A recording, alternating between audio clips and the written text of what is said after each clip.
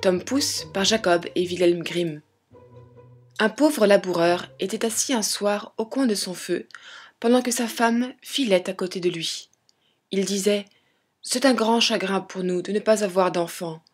Quel silence chez nous, tandis que chez les autres, tout est si gai et si bruyant. » « Oui, répondit sa femme en soupirant, dussions-nous n'en avoir qu'un seul, pas plus gros que le pouce. Je m'en contenterais, et nous l'aimerions de tout notre cœur. » La femme, sur ces entrefaites, devint souffrante, et, au bout de 7 mois, elle mit au monde un enfant bien constitué dans tous ses membres, mais qui n'avait qu'un pouce de haut. Elle dit « Le voilà tel que nous l'avons souhaité. Il n'en sera pas moins notre cher fils. » Et à cause de sa taille, ses parents le nommèrent Tom Pouce. Ils le nourrirent aussi bien que possible, mais il ne grandit pas et resta tel qu'il avait été à sa naissance. Cependant, il paraissait avoir de l'esprit, ses yeux étaient intelligents, et il montra bientôt dans sa petite personne de l'adresse et de l'activité pour mener à bien ce qu'il entreprenait. Le paysan s'apprêtait un jour à aller abattre du bois dans la forêt, et il se disait à lui-même « Je voudrais bien avoir quelqu'un pour conduire ma charrette. »« Père !» s'écria Tom Pouce. « Je vais la conduire, moi. Soyez tranquille, elle arrivera à temps. » L'homme se mit à rire. « Cela ne se peut pas, dit-il. Tu es bien trop petit pour conduire le cheval par la bride. »« Ça ne fait rien, père. Si maman veut atteler, je me mettrai dans l'oreille du cheval et je lui crierai où il faudra qu'il aille. »« Eh bien, répondit le père, essayons. » La mère attela le cheval et mit Tom Pouce dans son oreille, et le petit Tom lui criait le chemin qu'il fallait prendre. Dia ! Si bien que le cheval marcha comme s'il avait eu un vrai charretier, et la charrette fut menée au bois par la bonne route. Pendant que l'équipage tournait au coin d'une haie, et que le petit Tom criait « Dia! Dia !» il passa par là 2 étrangers. « Grand Dieu !» s'écria l'un d'eux. « Qu'est-ce cela ? Voilà une charrette qui marche, on entend la voix du charretier, et on ne voit personne. »« Il y a quelque chose de louche là-dessous, » dit l'autre. « Il faut suivre cette charrette et voir où elle s'arrêtera. » Elle continua sa route et s'arrêta dans la forêt, juste à la place où il y avait du bois abattu. Quand Tom Pouce aperçut son père, il lui cria « Vois-tu, père, que j'ai bien mené la charrette. Maintenant, fais-moi descendre. » Le père, saisissant la bride d'une main, prit de l'autre son fils dans l'oreille du cheval et le déposa par terre. Le petit s'assit joyeusement sur un fétu. Les 2 étrangers, en apercevant Tom Pouce, ne savaient que penser, tant ils étaient étonnés. L'un d'eux prit l'autre à part et lui dit « Ce petit drôle pourrait faire notre fortune si nous le faisions voir pour de l'argent dans quelque ville. Il faut l'acheter. » Ils allèrent trouver le paysan et lui dirent « Vendez-nous ce petit nain, nous en aurons bien soin. »« Non, » répondit le père, « c'est mon enfant. Il n'est pas à vendre pour tout l'or du monde. » Mais Tom Pouce, en entendant la conversation, avait grimpé dans les plis des vêtements de son père. Il lui monta jusque sur l'épaule et de là lui souffla dans l'oreille. « Père, livrez-moi à ces gens-là, je serai bientôt de retour. » Son père le donna donc aux 2 hommes pour une belle pièce d'or. « Où veux-tu te mettre ?»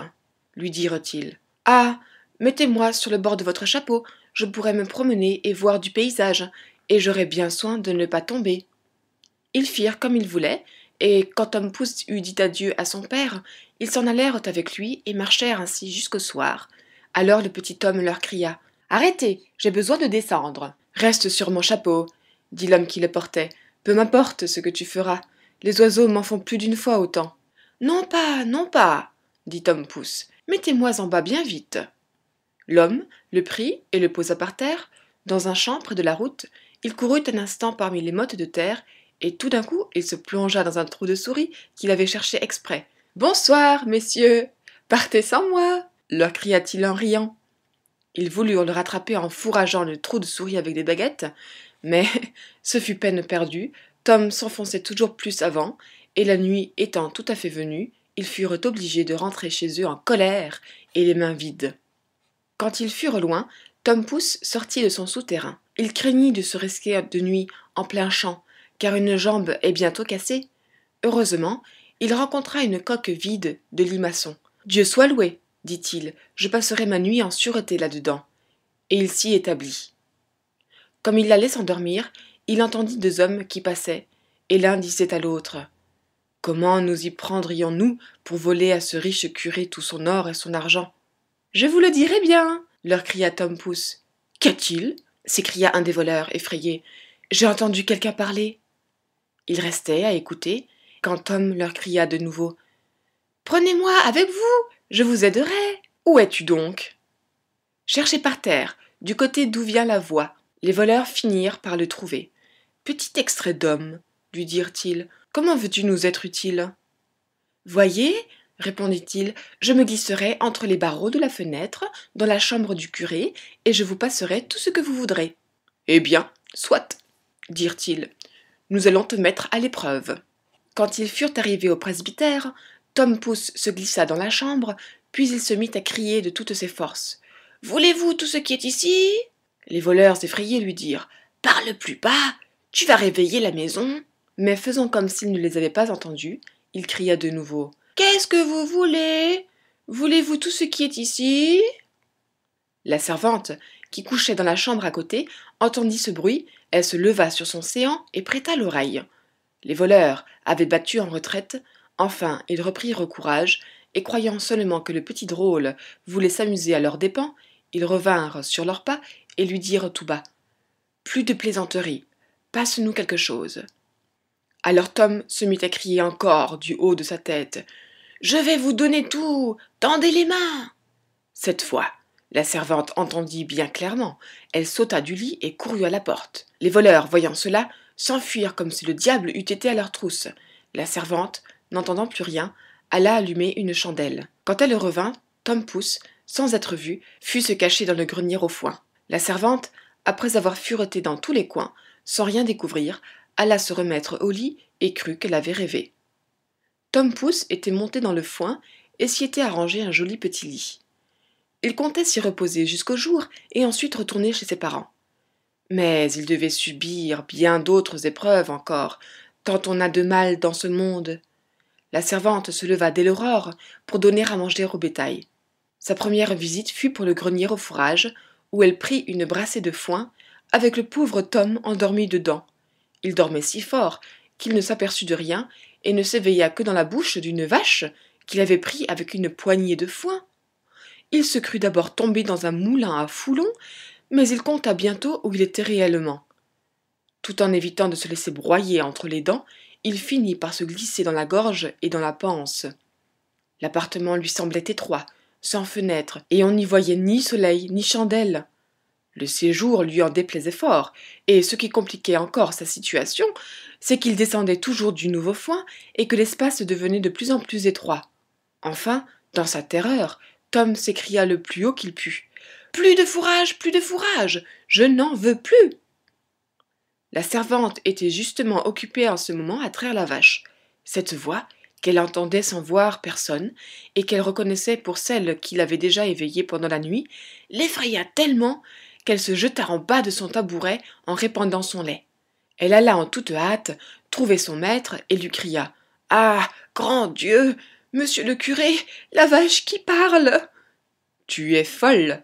répondit le prêtre, et cependant il alla lui-même dans l'étable pour s'assurer de ce qui s'y passait. À peine y avait-il mis le pied que Tom Pouce s'écria de nouveau « Plus de fourrage! Je n'en veux plus !»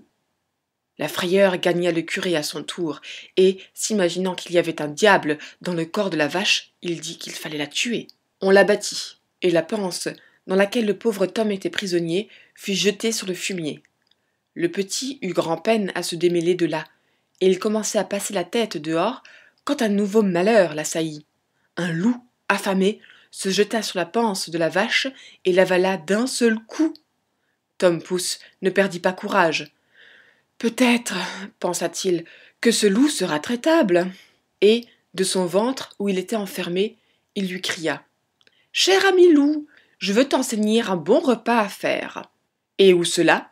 dit le loup. « Dans telle et telle maison, tu n'as qu'à te glisser par l'égout de la cuisine, tu trouveras des gâteaux, du lard, des saucisses, à bouche que veux-tu. » Et il lui désigna très exactement la maison de son père. Le loup ne se le fit pas dire 2 fois. Il s'introduisit dans la cuisine et s'en donna à cœur joie aux dépens des provisions. Mais quand il fut repu et qu'il fallut sortir, il était tellement gonflé de nourriture qu'il ne put venir à bout de repasser par l'égout. Tom, qui avait compté là-dessus, commença à faire un bruit terrible dans le corps du loup, en sautant et en criant de toutes ses forces. « Veux-tu te tenir en repos ?» dit le loup. « Tu vas réveiller tout le monde. »« Eh bien quoi ?» répondit le petit homme. « Tu t'es régalé, je veux m'amuser aussi, moi. » Et il se mit à crier tant qu'il pouvait. Il finit par réveiller ses parents, qui accoururent et regardèrent dans la cuisine à travers la serrure. Quand ils virent qu'il y avait un loup, ils s'armèrent, l'homme de sa hache et la femme d'une faux. « Reste derrière, » dit l'homme à sa femme quand ils entrèrent dans la chambre. « Je vais le frapper de ma hache, et si je ne le tue pas du coup, tu lui couperas le ventre. » Tom Pouce, qui entendait la voix de son père, se mit à crier. « C'est moi, cher père, je suis dans le ventre du loup. »« Dieu merci !» dit le père, plein de joie. « Notre cher enfant est retrouvé !» Et il ordonna à sa femme de mettre la faux de côté pour ne pas blesser leur fils. Puis, levant sa hache d'un coup sur la tête, il étendit mort le loup, et ensuite, avec un couteau et des ciseaux, il lui ouvrit le ventre et en tira le petit homme. « Ah !» dit-il, « que nous avons été inquiets de ton sort. Oui, père, j'ai beaucoup couru le monde, heureusement me voici rendu à la lumière. »« Où as-tu donc été ?»« Ah, père, j'ai été dans un trou de souris, dans la panse d'une vache et dans le ventre d'un loup. Maintenant, je reste avec vous. » « Et nous ne te revendrions pas pour tout l'or du monde, » dirent ses parents en l'embrassant et en le serrant contre leur cœur. Ils lui donnèrent à manger et lui firent faire d'autres habits parce que les siens avaient été gâtés pendant son voyage. Fin de Tom Pouce par Jacob et Wilhelm Grimm.